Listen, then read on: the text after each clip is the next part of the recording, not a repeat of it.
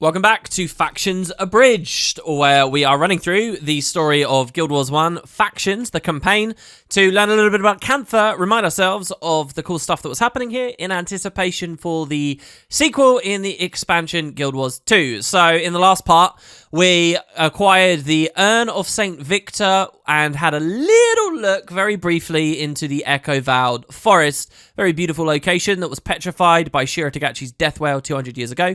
So we have the urn, and what we're looking for now is the spear. So we have like this essence of these great heroes who took out Shiro before. With those two weapons in hand, our plan is to strike back at him. But we got to get the second one, and that belongs to the Luxans of the Jade Sea. So after completing the Arborstone mission, you get a primary quest in which you meet with Togo and you kind of recap him on what happened with Menlo, and Togo tells you, all right, let's go on over to the Jade Sea and talk to the clans here. So, unlike the Kurziks, who I feel like are a little bit more dispassionate and they're quite unified as a people, you know, there are their general houses within them, the Luxans are much more discordant. And they are broken up into many clans, of which there are 3 very prominent ones. But basically, these are rough and tumble pirates. They are very similar in a lot of ways to the Norn of Guild Wars 2, really. And this kind of archetype of their society, their culture was kind of being filled. And then when Eye of the North came around, the Norn kind of took it further in a slightly different direction. But these are brutish pirate people. And so we are doing our best to engage in diplomacy with them, teach them that this plague is a threat. You've got to understand that at this point in the story, the people who live here, they're interested in their little war, their little conflict. They're very isolated from the dealings of the rest of the Empire, and they're not paying attention to the virus. They're acting too slowly. And so it's kind of difficult for us to convince them that, hey, we really need these artifacts. Well, here at the Boreas Seabed, we are going to do our best to get the spear. There's actually a lot of characters to speak to at this outpost, because they give you kind of a quick rundown on their clan. So this guy here, Damon, is preparing for an event called the Convocation. So is Seaguard Ellie and Elder Cleo. We meet so many characters, just as we did really in the Echo-Vowed Forest 2, similarly. So I'll just try and find the recap NPC. We can watch the cutscene and get on in the mission. You'll notice that even though we're on, you know, starting with the Jade Sea mission right now, we can't actually see the Jade Sea just yet. This still looks just a lot like Pongmei Valley, but we are on the beaches, trust me. You got these giant turtles here, big part of Luxan culture. Even though in 250 years the Jade Sea may have returned to water, these, in theory, should still live in this area of the world. And these, in theory, should still, you know, be able to be used by the Luxans. I'm really excited to see what the devs do with them. In Guild Wars 2, we already see like these enormous char tanks that you can kind of climb around on, and sometimes they even have NPCs on them. These kind of feel like the precursor to that. Obviously, Guild Wars 1's a much more simple game, though, where you can't jump or climb or anything. But if I can actually move around on this kind of stuff in the sequel, I'll be pretty happy. And if it can move at the same time, I'll be even happier. I mean, how fantastic would that be? So anyway, this character here is called Argo. I'm really desperately trying to find the main NPC. In fact, I'll just cut it until I see who it is. Is that Argo? Nope. He's champion of the Turtle Clan. Oh, it's probably over here, Eldoria. Surely it's Eldoria. There we go. So, Eldoria, and so this is what the Luxans look like. Lots of face paint, very bright colours. I kind of like their costumes. I'll tell you what. One other thing Factions did really well was having the people of Xingji, the people of the city, the people of the Echo-Vowed Forest and the Jade Sea all look and feel very distinct. I'm not sure how many of the cards you saw that I drafted showing like the Kurziks and the Lux and stuff, but that was so cool. And each one of these societies has like an assassin build and a monk build and a warrior build, and they're all different. It's so cool. I see you're ready to join on in the convocation. Not many outsiders are permitted to participate, you know. You should consider yourself quite lucky. So, hold on. What's going on? You, Danica, and Menlo recovered the Urn of St. Victor, one of 2 vital instruments, I've just realised. Didn't have the in-game audio on. It sounds like there's no music anyway at the moment. Just recovered the Urn of St. Victor, one of 2 vital instruments crucial for victory over Shiro. Now it is time to obtain the spear from my people. To do so, you must join in on the convocation and defeat our greatest clan champions in battle. Tell me more about the convocation. It happens once a year. It's during this time that the 3 clans fight one another for possession of the spear and honor of fighting the giant kraken Zu-Hanuku. Togo convinced me to allow you a seat in the competition against the Luxan champion. So Togo used his pull while we were away to get us into this. What I would say for Guild Wars 2 is this doesn't necessarily still have to be happening. It's a convocation about the spear, and it's been therefore it's been going on about 200 years because of all the Shiro Tagachi stuff. Well, Guild Wars 2 takes place even more than that off in the future. This whole tradition might have dissolved by the time we get there in Guild Wars 2, or we could see it again. So yeah, let's see the initial mission cinematic that led us here.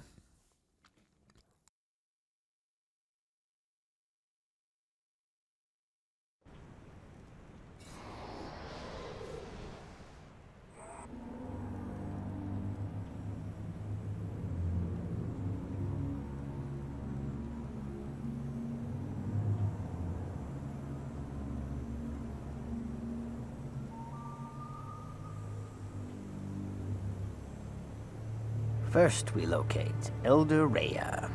She is the key to finding and securing the Spear of Archimedes.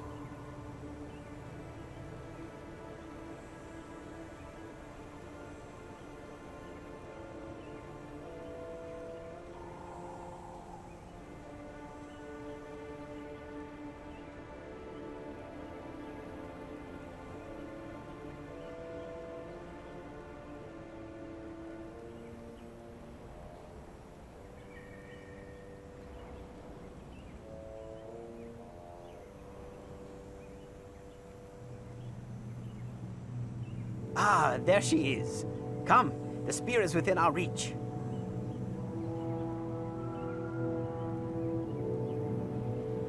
Elder Rhea! Elder Rhea! It is I, Togo of Xingje Monastery. Master Togo, you are quite a sight. I wondered when you would emerge from your self-styled exile. How you managed to live within the confines of that stuffy monastery, I'll never comprehend. Ah, well, I suppose my spirit does not crave the wide-open spaces as strongly as yours. Well, it's good to see you. What brings you all the way out here? We have come for the Spear of Archimedes. Togo, you know full well I cannot just give you the spear. Oh, no? No! Today, Zu-Hanuku, the great kraken, returns from the deep. What do you study in that monastery of yours? Apparently not enough Luxan culture. Apparently. Every year, Zu-Hanuku returns, and on that day we hold the convocation. The strongest among us fight for the right to be the one who defeats the great magical kraken, returning him to the waves. That is very nice, but... The convocation is today. The spear goes to the winning clan. Rhea. Togo, if you want the spear, you'll have to fight them for it. That's a cool shot. That's a lot of NPCs moving around. You can even see the boss auras on them at the same time.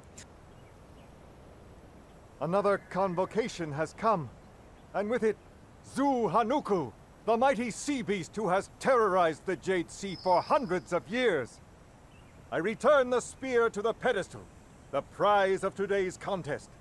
May the strongest clan take up its haft and once again slay the magical kraken.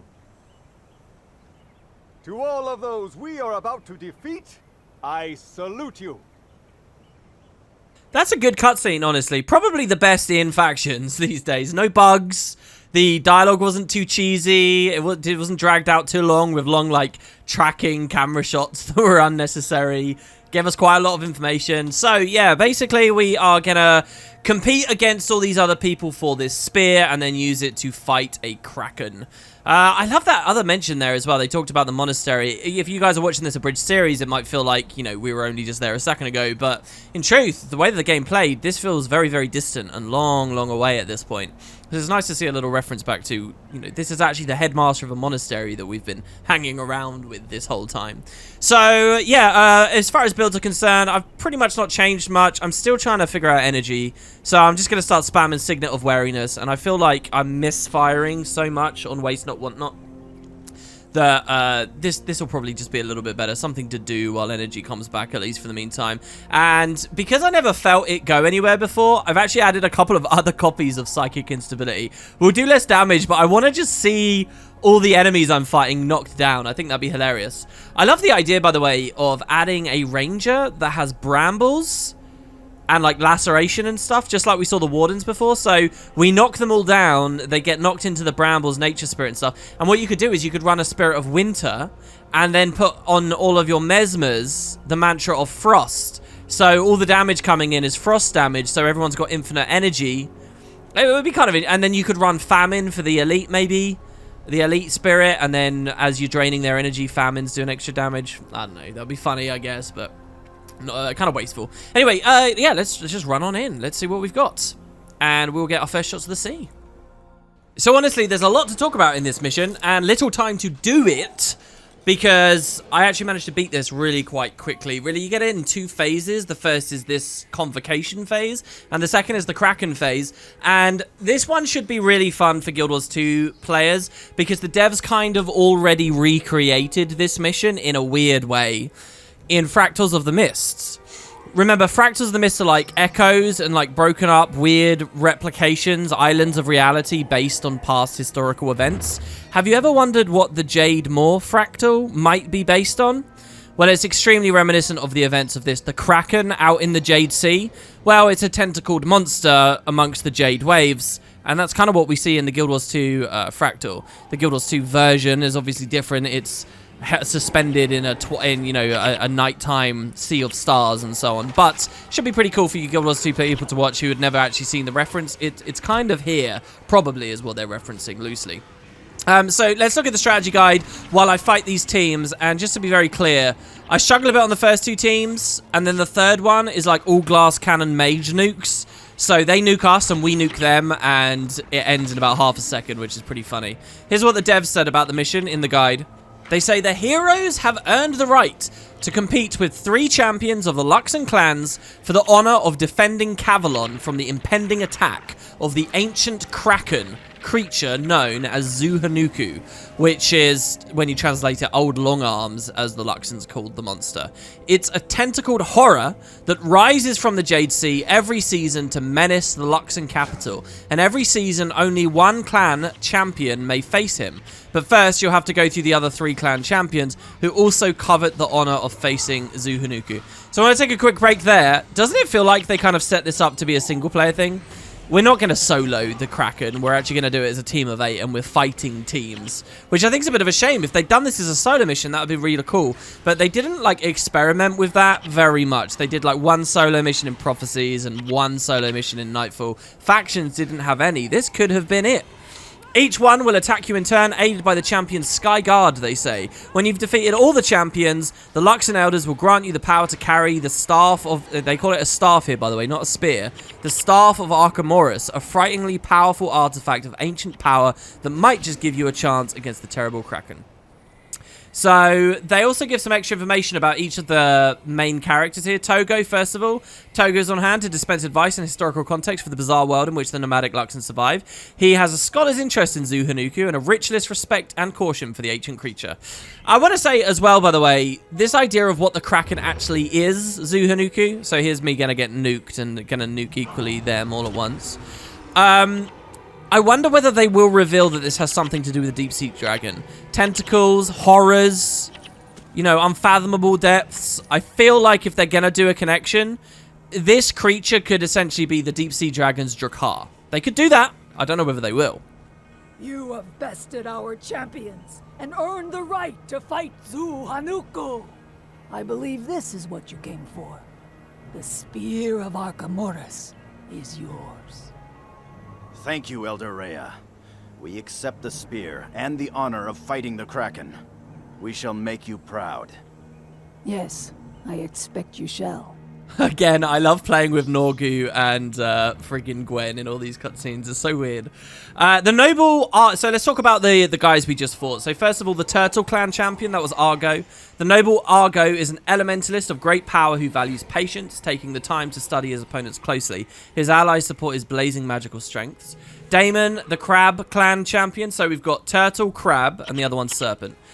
Damon, the master champion of the Crab Clan, carries the hard-shelled strength and determination of the crab within. Damon is confident, perhaps dangerously so. And finally, Aurora of the Serpent Clan. She fights for the Serpent Clan in the name of the Death Queen Allura. She is a beastmaster with a deep spiritual connection to the life forces of the Jade Sea, and her patron is the Death Queen Allura. Not quite sure what they're going on about there. So then finally, we're into the Kraken phase. Now, I kind of dragged this out a little bit, otherwise the mission would be very, very short. You'll notice I was fighting a Kraken spawn there, a Mesmer. It ran off, it used withdraw hexes, and then ran away. That is the sea, and it ran off out there. The idea is if you follow it, it will take you straight to the Kraken, but they're quite fast.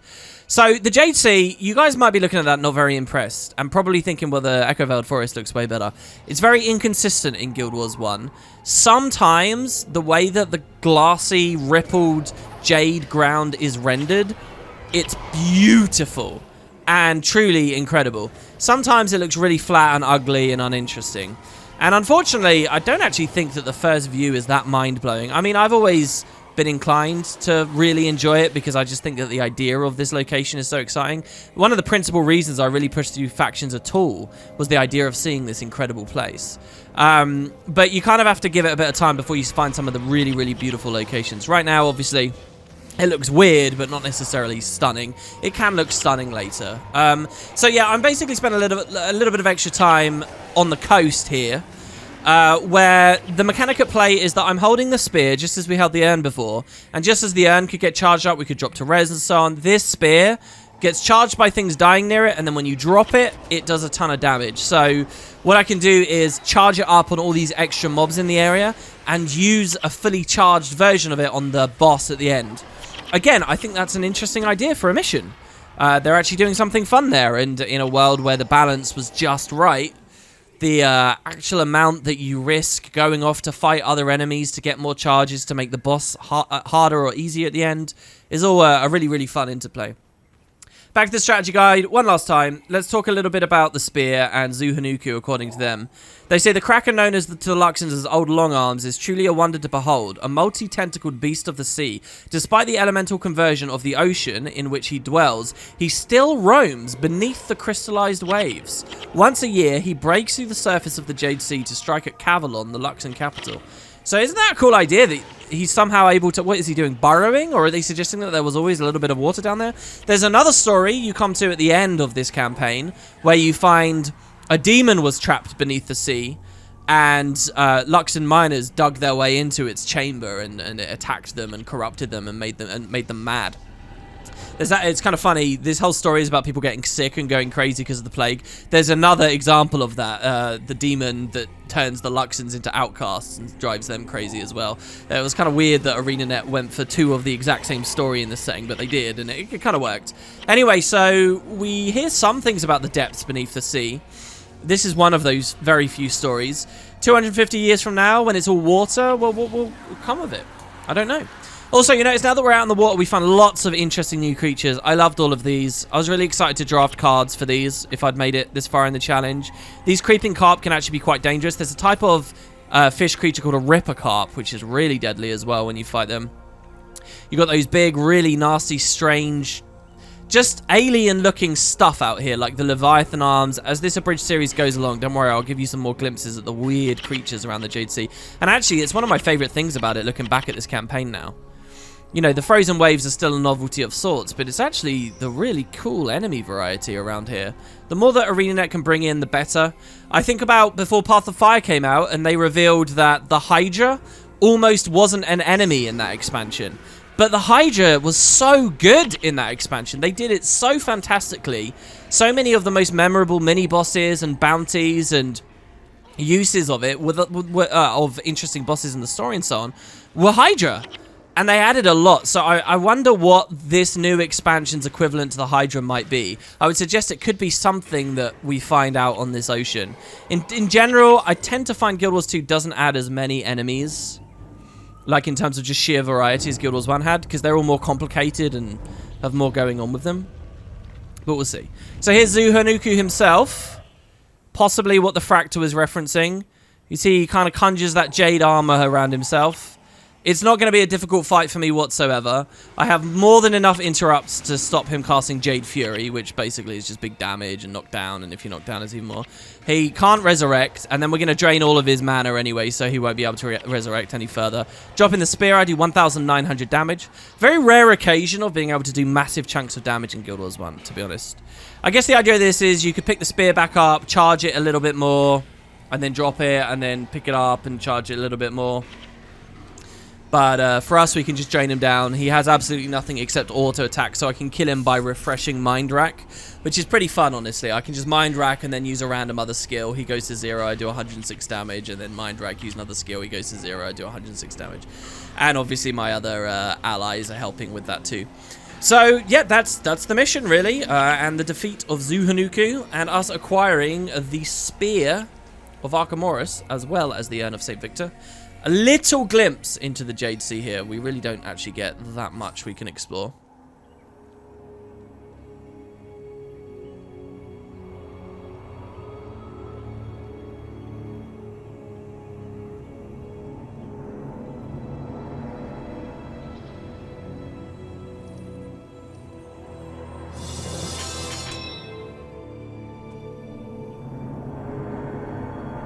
The Kraken is dead.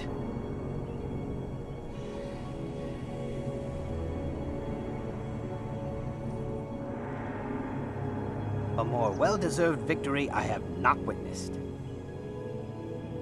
Master Togo! Master Togo! Menlo, come celebrate with us. We have the Spear of Archimedes. It's none too soon.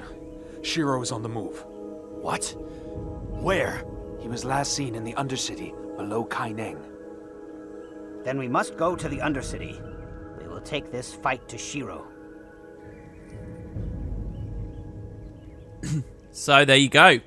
That really sets the stage. Now, in the previous part, let's just make sure that this is actually the end. There might be a flashback. Okay, yeah. In the previous part, I mentioned, you know, that it almost could be the end of the game. And I really do believe that. We now have the spear, we have the urn, and all we have to do is go take the fight to Shiro. That will be in the next part, and you're going to learn why the game doesn't just end 7 missions in, and there's actually more to play. So, what a fantastic mission there. Little hint. Now, also in the previous part, if you remember, we finished Arborstone and ended up at the Ultram Ruins, and I said, I went to Hazu Heltzer and I said, can you go here? The answer is you can't. So here, on the equivalent side, we end up at the Zoshivros Channel, and there's a gate to Cavalon, the capital, but we're not allowed through the gate just yet. We're not actually allowed until we go back to the city and attempt to fight Shiro. So, yeah, it's a pretty nice little way station, and you could do a challenge mission in the meantime out here at the sea, but you were sort of limited on where you could go. So, yeah, and the story will unfold further on the next one. This is interesting. This has been quite a short episode, but it's quite a short mission, so what more is there to say? I'll see you guys on the next one very soon for Cantha Abridged.